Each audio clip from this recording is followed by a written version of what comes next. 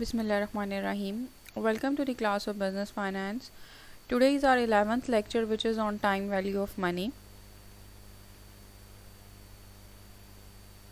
In previous lectures, we have already discussed about interest, what is interest, types of interest, or what relationship between the present value and future value. All these things has already been discussed in the previous lecture. So let's quickly recap the few concepts, and then we will move on to the today's lecture. What is time value of money? हम ये कहते हैं कि time value of money क्या है कि पैसे की जो आज वैल्यू है वो कल को नहीं होगी, ठीक। इसलिए हम ये चाहते हैं कि पैसे की जो वैल्यू है with the passage of time हम उसको इंक्रीज़ करते जाएं। इंक्रीज़ हम कैसे करेंगे कि हम उसे कहीं पर ऐसी जगह पर इन्वेस्ट करें जहाँ से हमें रिटर्न आए, और जो पैसे की वैल्यू गिर रही है ड्यू टू इन्फ्लेशन या ड्यू टू और सर्टन रीजंस उसको हम कंपनसेट कर सकें। इंटरेस्ट क्या है? इट इज़ द, आप कह लो कि अगर हम किसी से पैसे को बोरो करते हैं या कहीं पर पैसे को इन्वेस्ट करते हैं तो हम उसके अगेंस्ट जो चार्ज करते हैं, आप कह लो कि पैसे का जो रेंट है उसको हम कहते हैं इंटरेस्ट रेट। फिर हमने इंटरेस्ट रेट की दो टाइप्स की बात की थी, compound interest, simple interest.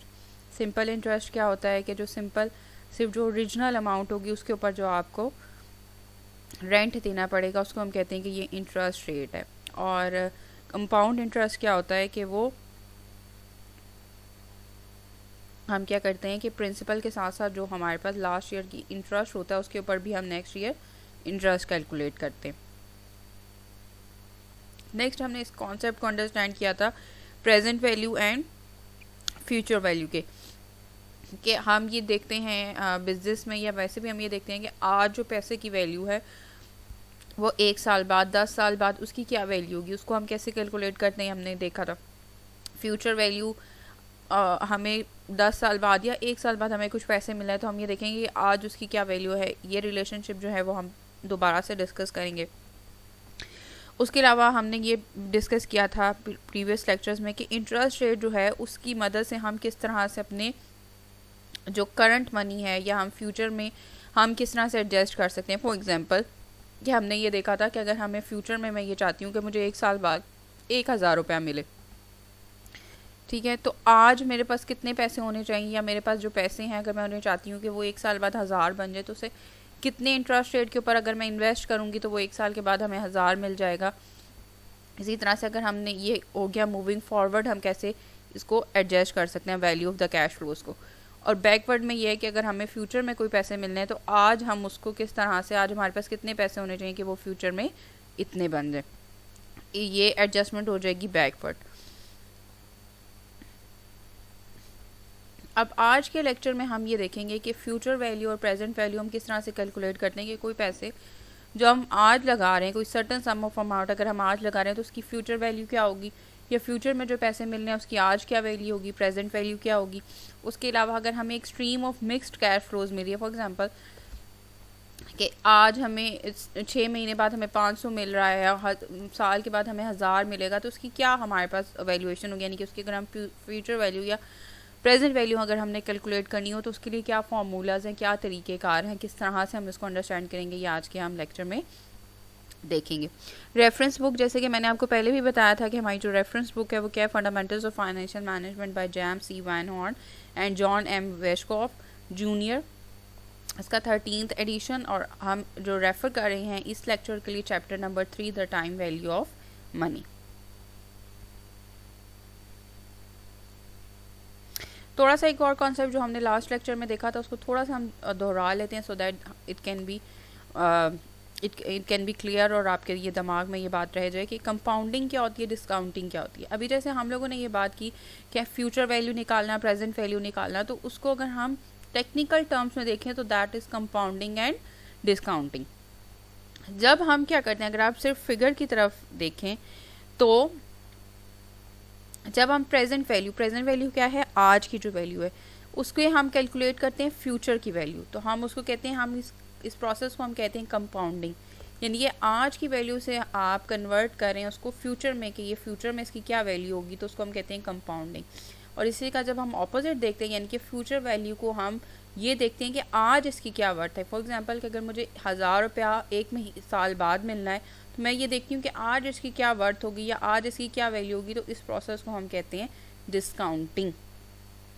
The process of going from today's values और present value to future value is called compounding and the process of going from future value to present value is known as discounting.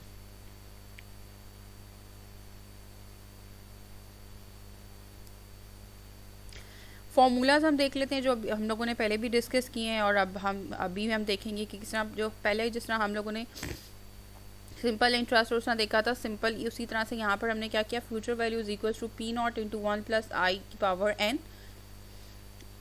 P जो है वो हमारे पास present value होगी, I is interest rate, N is the number of value. इसके साथ हमारे पास एक टेबल भी है जो कि बुक के एंड में गिवन है, और उसमें से हम देख के भी 1 प्लस आई की वैल्यू कैलकुलेट कर सकते हैं। तो हम अगर उस टेबल से हम वैल्यू कैलकुलेट करें तो हम उसकी जगह हम ये कह सकते हैं that is future value interest factor. इसी तरह से अगर हमने प्रेजेंट वैल्यू किसी की निकालनी है तो प्रेजेंट वैल्यू के लिए हमारे पास क्या है, present value is equal to future value 1/1 plus I, यानी कि अगर हम पी को उधर ले जाएंगे एफ को इधर ले आएंगे, ठीक है, तो हमारे पास ये बन जाता है F V is equal to P जो है यहाँ पर 1 प्लस आई एन के साथ मल्टीप्लाई हो रहा है, वहाँ एफ वी के नीचे जाकर डिवाइड हो जाएगा।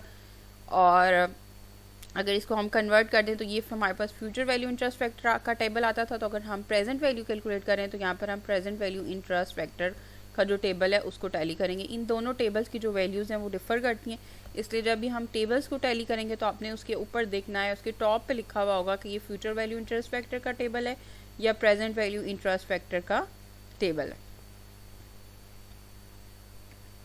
एग्जाम्पल से इसको थोड़ा सा और क्लैरिफाई कर लेते हैं।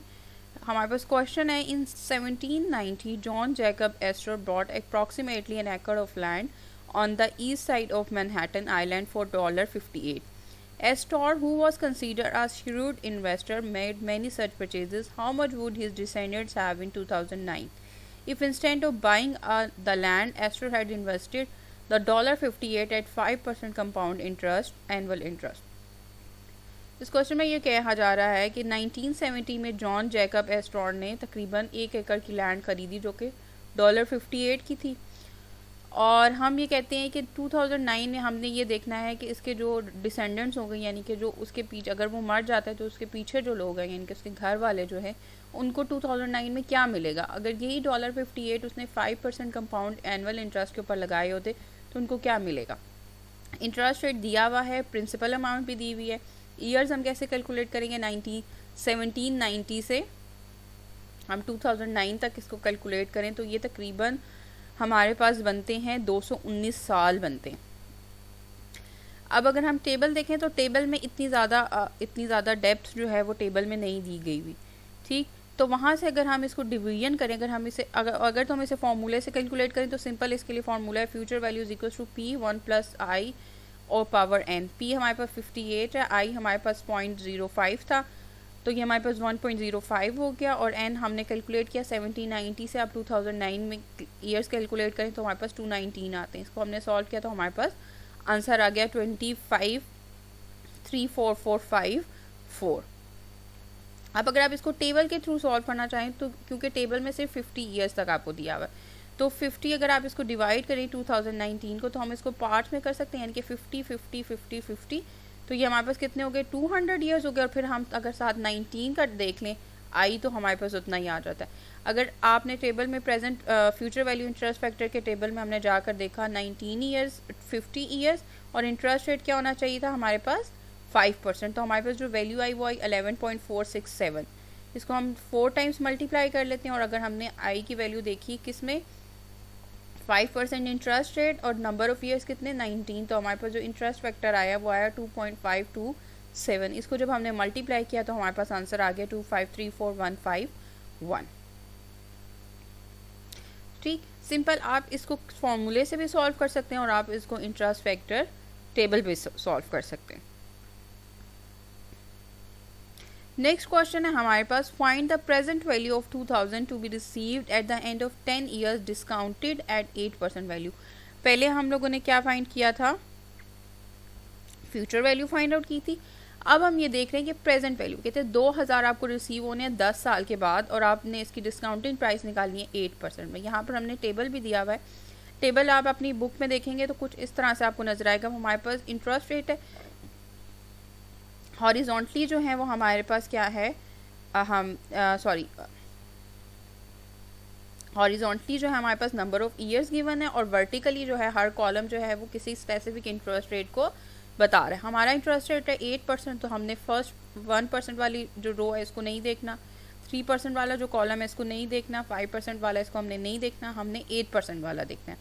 अब 8% के अगेंस्ट जो हमने वैल्यू रीड करनी है दैट इज़ 10 ईयर्स। तो यहाँ पर 1 2 3 4 5 6 7 8 9 10 ईयर्स में हम चलते जाएं, और इंटरेस्ट रेट हमने कितना लेना है 8%। तो हमारे पास फिगर आ जाती है 0.463। 0.463 को हम इसके साथ मल्टीप्लाई करेंगे तो हमारे पास प्रेजेंट वैल्यू आ जाएगी 2000 की। यहाँ पर 2000 के साथ हमने मल्टीप्लाई कर दिया 0.463, तो हमारे पास आंसर आ गया $926। इसी तरह से अगर आप इसको फॉर्मूले में यहाँ पर भी अगर आप सॉल्व करना चाहें तो हमारे पास जो फॉर्मूला था present value is equals to F V into 1 plus divided by 1 plus I की पावर n, अगर आप वो सॉल्व करेंगे तो वहाँ से भी आपके पास यही आंसर आ जाएगा। नेक्स्ट हम आ जाते हैं क्वेश्चन में जो थोड़ा सा कॉम्प्लेक्स हो जाता है, वो क्या है कि जिसमें हमारे पास जो कैश फ्लोज हैं वो डिफरेंट होते हैं। फॉर एग्जांपल हम यहाँ पर अगर आप इस टाइम लाइन को अंडरस्टैंड करें तो फर्स्ट ईयर के एंड में हमें 5000 मिल रहे हैं, सेकेंड ईयर के एंड में हमें 5000 मिल रहे हैं, थर्ड ईयर में हमें 6000 मिल रहे हैं, 4 ईयर में हमें 6000 मिल रहे हैं, और 5 ईयर में हमें 1000 मिल रहे हैं। अब इन सब की अगर हमने प्रेजेंट वैल्यू यानी कि आज की डेट में हम ये कहते हैं कि हमने कहीं पर ऐसी इन्वेस्टमेंट की जहाँ पर 5 ईयर तक हमें पेमेंट मिलती रहेगी। फर्स्ट ईयर में हमें 5000 मिलेगी, सेकेंड ईयर में हमें 5000 मिलेगी, थर्ड ईयर में हमें 6000 मिलेगी, 4 ईयर में भी हमें 6000 मिलेगी, और 5th ईयर में भी हमें 1000 मिलेगी। अब आप इसकी प्रेजेंट वैल्यू कैलकुलेट करें, क्योंकि अब यहाँ पर हर एक की डिफरेंट है। अगर आप इसका नंबर ऑफ ईयर कैलकुलेट करेंगे तो हर वैल्यू का डिफरेंट है। किस तरह से कि यहाँ पे अगर आप इसको देखो तो ये फर्स्ट ईयर के एंड में मेरी, यानी कि तो इसका जो n है आज की डेट में अगर हम 0 - 1 करें तो यहाँ पर कितना आ जाएगा 1। ठीक, इसको अगर हम देखें तो 2 - 0 हमारे पास कितना आ जाएगा, नंबर ऑफ इस पेमेंट के लिए कितना हो जाएगा, n हमारे पास 2 हो जाएगा। इसके लिए हमारे पास कितना हो जाएगा, n हो जाएगा हमारे पास 3 - 0, तो हमारे पास n आ जाएगा यहाँ पे 3। फोर्थ पेमेंट के लिए 4 - 0, तो n हमारे पास कितना आ जाएगा 4, और 5 के लिए 5 - 0 करेंगे तो हमारे पास इसके लिए n आ जाएगा 5।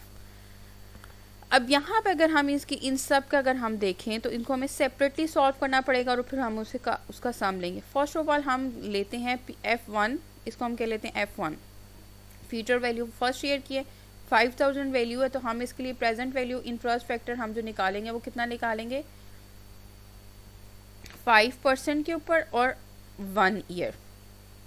ठीक है, इंटरेस्ट रेट इसके लिए कितना है 5% है, लेकिन नंबर ऑफ ईयर इसके लिए कितना है 1, तो हम 5% में जाएंगे और 1 ईयर में देखेंगे तो हमारे पास जो इंटरेस्ट फैक्टर आता है वो 0.952 आता है। इसको हमने मल्टीप्लाई किया तो जो एक साल के बाद हमें 5000 मिलेगा, तो उसकी वैल्यू हमारे पास कितनी बनती है 4760। नेक्स्ट पे आ जाते हैं, यहाँ पर आपके पास n कितना आ जाएगा 2 - 0, n is equal to 2, i कितना है 5%। अब हम देखेंगे 5% को 2 ईयर्स में, तो हमारे पास प्रेजेंट वैल्यू इंटरेस्ट फैक्टर आ जाता है 0.907। इसके साथ 5000 के साथ मल्टीप्लाई करेंगे तो हमारे पास आ जाता है 4535, यानी कि दूसरे साल में जो हमें 5000 मिलना है आज उसकी वैल्यू कितनी है हमारे पास 4535। थर्ड ईयर में जो हमें 6000 मिलना है तो हमारे पास n यहाँ पर 3 आ जाएगा, यानी कि 3 - 0 किया तो 3 आ गया। इंटरेस्ट रेट हमारे पास 5% है, इंटरेस्ट फैक्टर आपने इसका निकाला तो हमारे पास 5% को 3 ईयर में देखेंगे तो ये आ जाएगा 0.864। 6000 से मल्टीप्लाई किया, आंसर आ गया 5184। Same goes for the fourth one, number of year 4 हो जाएगा और interest factor interest rate similar रह गया 5%, और इसको हमने मल्टीप्लाई किया हमारे पास आ गया 4938। लास्ट ईयर में हमें 5000 मिल रहा है और हमारे ईयर कितना है 5% को 5th ईयर में देखेंगे तो इंटरेस्ट फैक्टर आ जाता है 0.784, और ये 1000 आ गया और 784 हो गया। सबको सम करेंगे तो हमारे पास present value of mixed cash flow आज की डेट में कितनी आ जाएगी 20,201। अब यहाँ पर आप एक चीज़ नोट करें कि इंटरेस्ट रेट यहाँ पर सेम है, लेकिन ईयर्स चेंज हो रहे हैं। ईयर्स के चेंज होते होते आप यहाँ पर देखें कि जो इंटरेस्ट रेट फैक्टर की जो वैल्यू है वो भी डिक्रीज़ करती जा रही है, यानी कि फर्स्ट ईयर में, यानी कि which is closest to the current year, 0 - 1 1 year का गैप है, तो यहाँ पर इसकी जो इंटरेस्ट रेट फैक्टर की वैल्यू है वो ज़्यादा है। जैसे जैसे आप टाइम स्पेन को इंक्रीज़ करते जा रहे हैं वैसे वैसे जो इसकी जो इंटरेस्ट रेट फैक्टर है इसकी वैल्यू भी डिक्रीज़ करती जा रही है। इसका मतलब ये है कि अगर हम जितना ज़्यादा दूर जाते चले जाएंगे आज की डेट से, उतनी ज़्यादा उस चीज़ की जो वर्थ है आज वो कम होती जाएगी। सही, क्योंकि हम लोगों ने अगर इसको आप दूसरी तरह से अगर देखें कि हम ये कहते हैं कि आज जो पैसे की अमाउंट है वो इन द फ्यूचर अगर आप उस सिमिलर को देखेंगे तो वो डिक्रीज़ करती जाएगी। एक साल बाद उसकी वैल्यू थोड़ी कम होगी, लेकिन अगर उसी वैल्यू को फॉर एग्जांपल 1000 को आप 10 साल बाद उसकी फ्यूचर वैल्यू निकालते हैं तो आपको बहुत कम मिलेगी। इसी तरह से 10,000 अगर आपको फ्यूचर में मिलने हैं तो उसकी आज जो वर्थ होगी वो कम होगी, क्योंकि इन द फ्यूचर उसने इंक्रीज़ करते चले जाना। एक और चीज़ जो यहाँ पर मैं एक और एक्सप्लेन कर दूँ थोड़ा, और इसको हम डिफरेंट एंगल से देख लेते हैं कि हम ये कहते हैं कि जो फ्यूचर में हमारे पास इन्वेस्टमेंट आएगी उसकी वैल्यू आज जब आप कैलकुलेट करोगे वो हमेशा ज़्यादा होगी। तो अगर हम इसको ये देखें कि फ्यूचर वैल्यू अगर हम किसी भी इन्वेस्टमेंट की फ्यूचर वैल्यू निकालते हैं तो वो प्रेजेंट वैल्यू से ज़्यादा होनी चाहिए। तो अगर हम प्रेजेंट वैल्यू किसी फ्यूचर वैल्यू की निकालेंगे तो वो लेस देन होगी। अगर हम इसको ड्रॉ करें, अगर हम इसको लिखना चाहें तो हमारे पास क्या होगा कि present value is less than the future value and future value is always greater than the present value, क्योंकि हम उस पर इन्वेस्ट कर रहे हैं, उस पर हम चार्ज कर रहे हैं, हम अर्न करना चाह रहे हैं, तो वो हमेशा इंक्रीज़ करती जाएगी। हमने यही टाइम वैल्यू ऑफ मनी का कॉन्सेप्ट पढ़ा था कि जो पैसे की वैल्यू है उसको इंक्रीज़ करना चाहिए with the passage of time. अगर हम इंक्रीज़ नहीं कर रहे तो हम नुकसान में जा रहे हैं। ठीक, तो हम इसको ये कह सकते हैं कि future value should be and is always be greater than the present value of the cash, and present value of the is always less than the future value. Thank you for listening the lecture. Any question and queries can be answered in the class.